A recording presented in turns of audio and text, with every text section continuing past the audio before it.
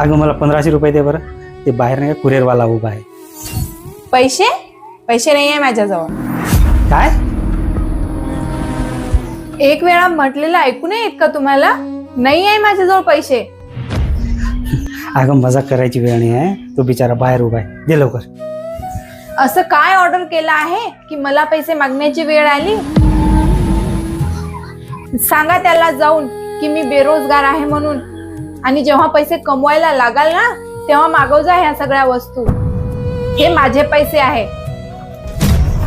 अगं आपल्या दोघात हे तुझं आणि माझं कधीपासून आलं? आलं. आणि का नाही येणार?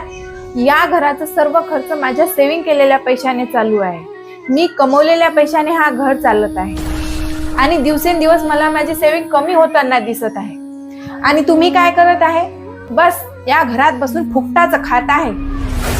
चला निघा आता इथून. नाही माझ्याजवळ काही पैसे गिसे.